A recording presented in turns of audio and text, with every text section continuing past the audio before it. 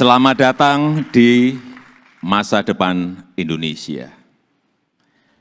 Sudah berkali-kali saya sampaikan bahwa kepindahan ibu kota negara ke Nusantara adalah bukan sekedar memindah gedung kementerian. Bukan itu. Bukan juga hanya pindah istana presiden. Bukan itu. Bukan juga memindahkan gedung wakil presiden ke Nusantara. Juga bukan itu. Bukan itu. Bukan fisiknya yang ingin kita pindahkan. Tetapi yang ingin kita bangun adalah budaya kerja baru, mindset baru, dan IKN sebagai basis ekonomi baru.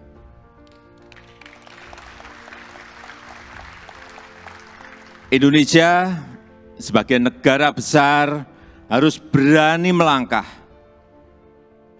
harus berani memiliki agenda besar, berani punya agenda besar. Dan ini untuk kemajuan negara kita, untuk kemajuan bangsa.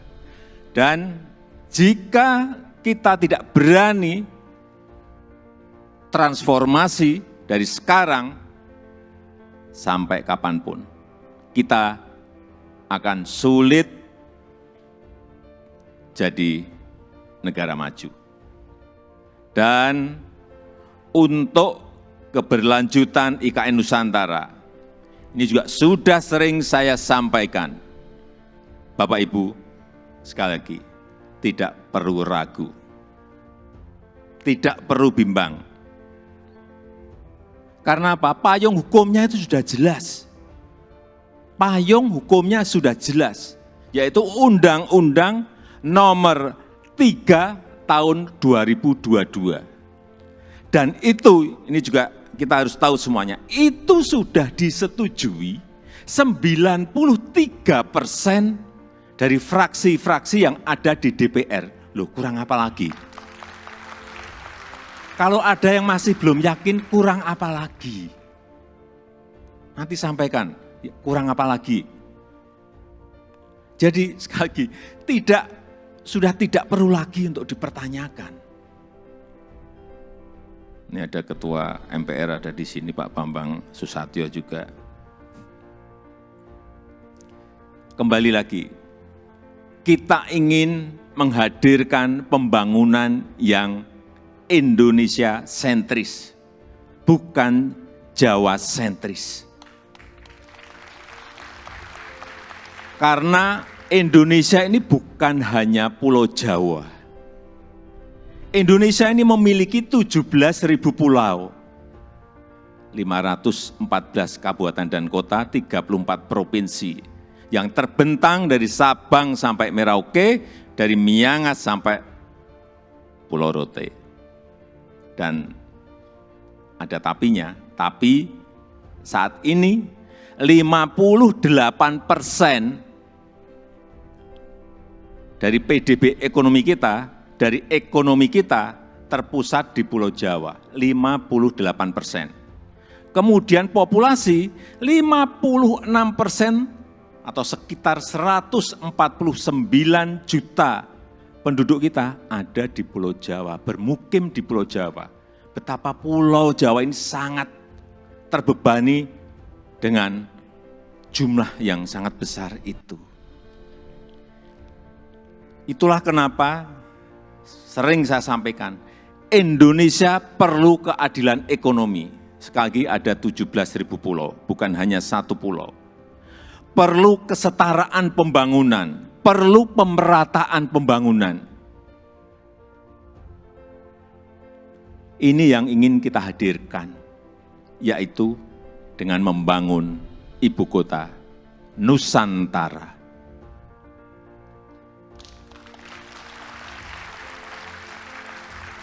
Nusantara adalah kota pintar masa depan yang berbasis hutan dan alam. Belum ada di dunia, belum ada. Tolong dicarikan, belum ada. Ini yang membedakan, ini yang nanti menjadi diferensiasi ibu kota kita dengan ibu kota negara-negara lain. 70% areanya nanti adalah area hijau. Lahan yang digunakan untuk membangun IKN, ini awalnya adalah hutan produksi. Jangan ada yang keliru bahwa ini hutan alam, bukan. Hutan produksi. Monokultur, artinya di situ hanya ada satu jenis pohon. Dan saya tahu betul pohonnya itu apa. Pohon eukaliptus yang dipakai untuk pulp. Dan ditebang setiap 6-7 tahun. Jangan ada nanti isu merusak hutan. Itu hutan produksi yang setiap 6 tahun, 7 tahun ya ditebang.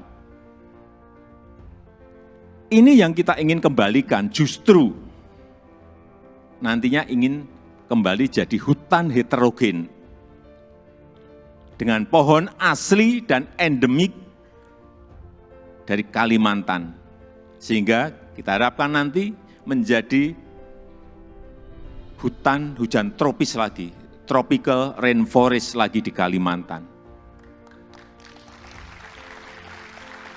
Untuk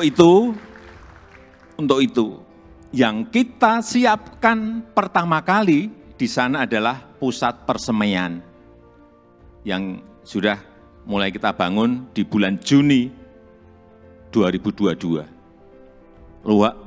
Luas lahan persemaian ada kurang lebih 16 hektar dengan embung 7 hektar. Kita harapkan selesai nanti di awal tahun 2022.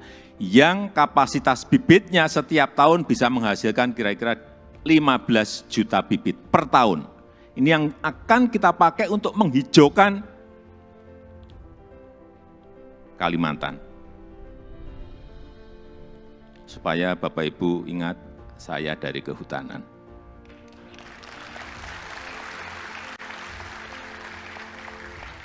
Saya waktu menerangkan di persemaian di Kalimantan, dari A sampai Z, ini pohon apa, ini pohon apa, ini pohon saya apa semua. Dan 80% sumber energinya adalah berasal dari renewable energy. Mobil di sana nanti harus mobil listrik. Kemudian 80% transportasinya adalah transportasi umum, autonomous vehicle, tanpa awak dan tanpa sopir. Jadi yang kita hargai di sana adalah pejalan kaki, yang kita hargai di sana adalah orang yang senang naik sepeda. 10 minutes city, jarak tempuh kemana-mana itu ada dalam 10 menit. Sekali lagi, inilah showcase transformasi Indonesia. Showcase perubahan peradaban Indonesia. Dan budaya kerja yang ingin kita bangun di IKN Nusantara adalah budaya kerja produktif.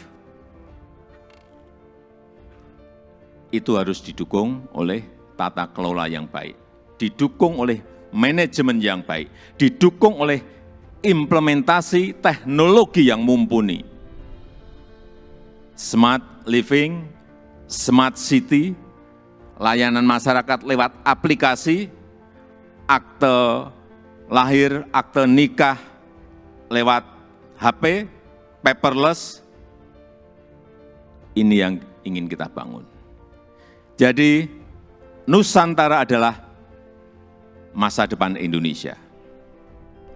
Dan bisa terwujud dengan upaya bersama.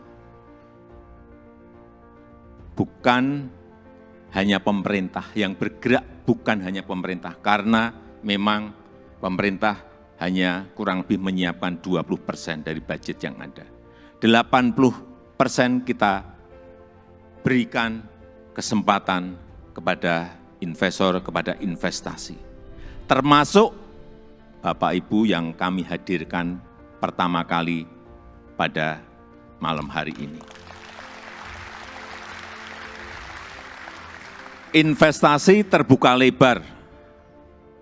Bapak Ibu bisa pilih mau di mana, mau investasi di sebelah mana, mau di kawasan inti, ya harganya beda. Di financial center, di kawasan healthcare center, di kawasan education center, di housing area, di tourism area, silahkan. Saya sampaikan ini adalah kesempatan pertama dan kesempatan emas yang tidak akan terulang lagi. Inilah saatnya mencatat sejarah Indonesia dan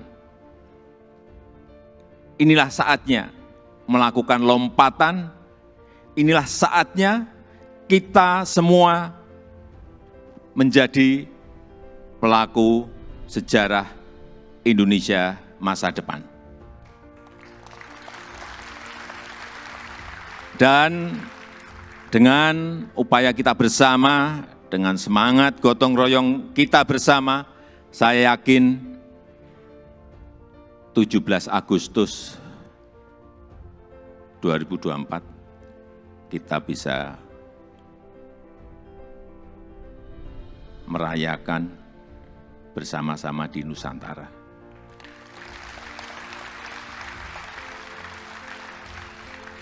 Terima kasih. Wassalamualaikum warahmatullahi wabarakatuh.